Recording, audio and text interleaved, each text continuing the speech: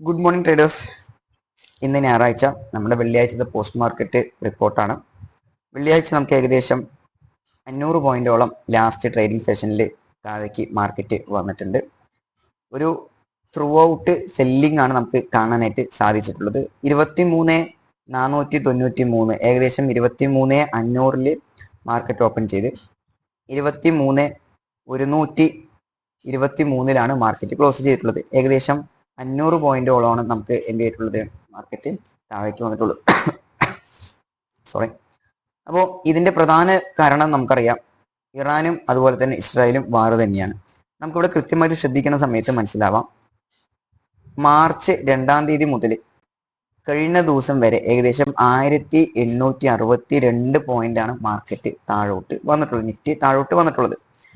കഴിഞ്ഞ ദിവസം വെള്ളിയാഴ്ച നമ്മുടെ US GDP അതുപോലെ തന്നെ ഇൻഫ്ലേഷൻ ഡാറ്റയും അതുപോലെ തന്നെ പേഴ്സണൽ എക്സ്പെൻസ് കൺസംഷൻ ഡാറ്റയും പുറത്തു വന്നിട്ടുണ്ടായിരുന്നു. ഈ ഡാറ്റാസ് എല്ലാം പുറത്തു വരുന്ന സമയത്ത് പൊതുവെ ഇന്ത്യൻ മാർക്കറ്റ് ചോക്കാവാറുള്ള പതിവ്, ലൈക്ക് ഒരു വോളറ്റാലിറ്റി കാണാറുള്ളത്. പക്ഷെ ആ വോളറ്റാലിറ്റി നമുക്ക് എന്ത് ചെയ്യാൻ സാധിച്ചില്ല, ഈ കഴിഞ്ഞ ദിവസത്തെ മാർക്കറ്റിൽ കാണാനായിട്ട് സാധിച്ചില്ല. കാരണം എന്താ, നമുക്ക് കഴിഞ്ഞ ദിവസം മാർക്കറ്റ് എടുത്തു നോക്കിയാൽ മനസ്സിലാവും, കംപ്ലീറ്റ് താഴേക്കായിരുന്നു, ഡൗൺ ട്രെൻഡിലായിരുന്നു മാർക്കറ്റ് പോയിക്കൊണ്ടിരുന്നത്. അതായത് ഒരു ബൈയിങ് ഓപ്പർച്യൂണിറ്റി ഇല്ലാതെ ക്ലിയർ ആയിട്ട് താഴേക്കായിരുന്നു എന്ത് ചെയ്തിട്ടുള്ളത്, മാർക്കറ്റ് പോയിക്കൊണ്ടിരുന്നത്. അതായത് ക്ലിയർ ആയിട്ട് ഡൗൺവേർഡിലേക്കായിരുന്നു മാർക്കറ്റ് പോയിക്കൊണ്ടിരുന്നത്. അപ്പോൾ SL ഉപയോഗിക്കാത്ത ചെറിയ ചെറിയ ട്രേഡേഴ്സ് എല്ലാവരും മാർക്കറ്റിൽ നിന്ന് എന്ത് ചെയ്തിട്ടുണ്ടാവും, വൈപ്പൗട്ടായി സാധ്യതയുണ്ടാവും. മാത്രമല്ല FII സോൾഡ് ചെയ്തിട്ടുള്ളത് ഏകദേശം കഴിഞ്ഞ ട്രേഡിംഗ് സെഷനിൽ മാത്രം, കഴിഞ്ഞ വെള്ളിയാഴ്ച മാത്രം FII സോൾഡ് ചെയ്തിട്ടുള്ളത് 10,000 കോടി രൂപയുടെ സ്റ്റോക്സ് ആണ് FII എന്ത് ചെയ്തിട്ടുള്ളത്, സെല്ല് ചെയ്തിട്ടുള്ളത്. നമുക്ക് ഈ മാസത്തിൽ മാത്രം, അതായത് വേറെ ഒന്നും പറയുന്നില്ല, ഈ മാസത്തിൽ മാത്രം 57,000 കോടി രൂപയോളം എന്ത് ചെയ്തിട്ടുണ്ട്, FII സെല്ല് ചെയ്തിട്ടുണ്ട്. അതായത് 2 വർഷത്തിലെ ഇടയിൽ ഏറ്റവും അധികം സെല്ലിംഗ് നടന്നിട്ടുള്ളത് ഈ മാസമാണ്. ഈ മാസം ആക്ച്വലി പകുതി പോലും ആയിട്ടില്ല, ഇന്നേക്ക് 14-ാം തീയതിയാണ്, ഇനിയും ഉണ്ട് പകുതി ട്രേഡിംഗ് സെഷൻസ്. ഇതിൽ നമുക്ക് 57,000 കോടി ഓൾറെഡി എന്ത് ചെയ്തിട്ടുണ്ട്, സെല്ലിങ് നടന്നിട്ടുണ്ട്. അപ്പം നമുക്ക് പ്രൈസ് ആക്ഷനിലേക്ക് നോക്കാം. ഇനി എവിടെയാണ് മേജർ സപ്പോർട്ട് അതുപോലെ തന്നെ റെസിസ്റ്റന്റ്, ഇനി മാർക്കറ്റ് എങ്ങോട്ട് പോകാനാണ് സാധ്യത എന്നുള്ളത് നമുക്ക് എന്ത് ചെയ്യാം, ഇതിൽ നോക്കാം.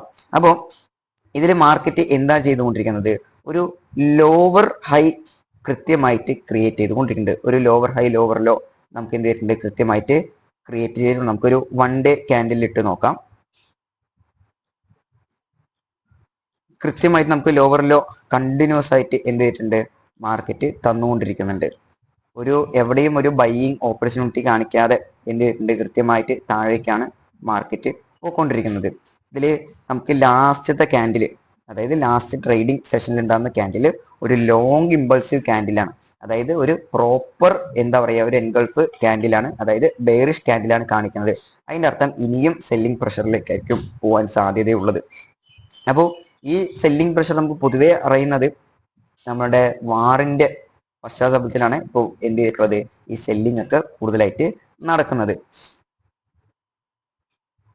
ഇനി ഇതിന്റെ സപ്പോർട്ടും അതുപോലെ തന്നെ റെസിസ്റ്റൻസും നമുക്ക് ഇനിയുള്ള ദിവസങ്ങളിൽ സപ്പോർട്ട് അതുപോലെ തന്നെ റെസിസ്റ്റൻസ് ഏതൊക്കെയാണ് നമുക്ക് നോക്കാം. ഇനി നമുക്ക് മേജർ ആയിട്ടുള്ള ഒരു സപ്പോർട്ട് എന്ന് പറയുന്നത്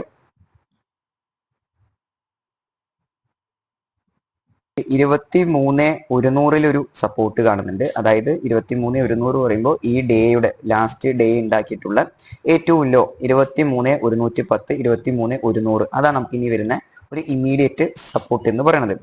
ഈ സപ്പോർട്ട് ബ്രേക്ക് ചെയ്ത് കഴിഞ്ഞാൽ പിന്നെ നമ്മുടെ ഒരു സെന്റിമെന്റ് ഫാക്ടർ ആയിട്ടുള്ള 23,000, 23,000 എന്ന് പറയുന്നത് ഒരു മേജർ ആയിട്ട് സപ്പോർട്ട് ചെയ്യാനായിട്ട് സാധിക്കും. കാരണം ഓപ്ഷൻ ചെയിനിൽ 23-ല് ഒരുപാട് പുട്ട് ഓപ്ഷൻസ് എന്ത് ചെയ്തിട്ടുണ്ട്, റൈറ്റ് ചെയ്തിട്ടുണ്ട്. ഒരുപാട് പുട്ട് ഓപ്ഷൻസ് അവിടെ നമുക്ക് കാണാനായിട്ട് സാധിക്കുന്നുണ്ട്.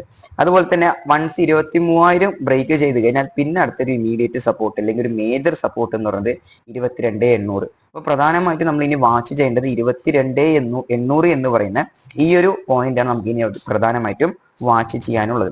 ഇനി നമുക്ക് റെസിസ്റ്റന്റ് ആയിട്ട് പറയാനാണെന്നുണ്ടെങ്കിൽ ഒരു ഇമീഡിയറ്റ് റെസിസ്റ്റന്റ് എന്ന് പറയുമ്പോൾ 23,450, അതായത് ഏകദേശം നമ്മളുടെ ഇന്നത്തെ അല്ല, നമ്മുടെ ലാസ്റ്റ് ഡേയുടെ ക്യാൻഡിലിന്റെ ക്ലോസ് അല്ലെങ്കിൽ ക്യാൻഡിലിന്റെ ഓപ്പൺ ആയിട്ടുള്ള 23,450 നമുക്ക് ഇനി അടുത്തൊരു മേജർ റെസിസ്റ്റന്റ് എന്ന് പറയാൻ സാധിക്കും. ഓക്കെ, അപ്പോൾ ഈ ഒരു ക്യാൻഡിൽ ലാസ്റ്റ് ദിവസം ഉണ്ടാക്കിയ ക്യാൻഡിലുടെ ഓപ്പണിംഗ് ആണ് 23,450. അതൊരു മേജർ ആയിട്ടുള്ള ഒരു റെസിസ്റ്റന്റ് വരാൻ സാധിക്കും.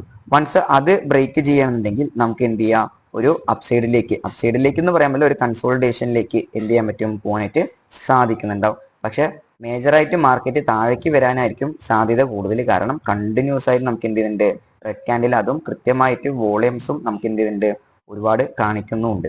അപ്പോൾ ഇനി നെക്സ്റ്റ് ട്രേഡിംഗ് സെഷനിൽ മോസ്റ്റ്ലി ഒരു താഴേക്ക് പോയതിന് ശേഷമായിരിക്കും മുകളിലേക്ക് പോകുന്നുണ്ടാവുക. അപ്പൊ നമുക്കിനി പ്രധാനമായിട്ട് നോക്കാനുള്ള, നേരത്തെ പറഞ്ഞ പോലെ 22,800 എന്ന് പറയുന്ന ഒരു മേജർ സപ്പോർട്ടാണ് നമുക്കിനി വാച്ച് ചെയ്യാനായിട്ട് ഉള്ളത്. അപ്പൊ നമുക്ക് നെക്സ്റ്റ് ഡേ അല്ലെങ്കിൽ നെക്സ്റ്റ് ട്രേഡിംഗ് സെഷൻ അതായത് നാളെ നമുക്ക് മോസ്റ്റ്ലി മാർക്കറ്റ് വീക്ക് ആണെന്നുണ്ടെങ്കിൽ, അതായത് മാർക്കറ്റ് 23,100 അല്ലെങ്കിൽ 110 അതിന്റെ താഴെയാണ് മാർക്കറ്റ് ഓപ്പൺ ചെയ്യുന്നുണ്ടെങ്കിൽ മോസ്റ്റ്ലി നമുക്ക് PE ഓപ്പർച്യൂണിറ്റീസ് ആയിരിക്കും ഉണ്ടാവുക. അപ്പോൾ PE ഓപ്പർച്യൂണിറ്റീസ് പറയുന്ന സമയത്ത് നമുക്ക് ഏകദേശം ഒരു ടാർഗറ്റ് 23,100 നിന്ന് 23,000 വരെ നമുക്ക് എന്ത് ചെയ്യാൻ പറ്റും, ഒരു 100 പോയിന്റ് ഷുവർ ആയിട്ട് ടാർഗറ്റ് ചെയ്യാം. 23,000 ടച്ച് ചെയ്ത് കഴിഞ്ഞാൽ നമുക്ക് എന്ത് ചെയ്യാം, കൃത്യമായിട്ട് SL കോസ്റ്റ്, അതായത് കോസ്റ്റ് പ്രൈസിൽ SL വെച്ചിട്ട് നമുക്ക് എന്ത് ചെയ്യാം, പകുതി ലോട്ട് ബുക്ക് ചെയ്ത് പകുതി ലോട്ട് മാത്രം പതുക്കെ എന്ത് ചെയ്യുക, റൺ ചെയ്യാനായിട്ട് സാധിക്കും. അതിനനുസരിച്ച് 23,000 ഡൗൺ ചെയ്ത് പോകുന്നുണ്ടെങ്കിൽ നമുക്ക് എന്ത് ചെയ്യാം, ഒരു 200 പോയിന്റോളം നമുക്ക് എന്ത് കിട്ടാൻ സാധ്യതയുണ്ട്, പ്രോഫിറ്റ് കിട്ടാൻ സാധ്യതയുണ്ട്.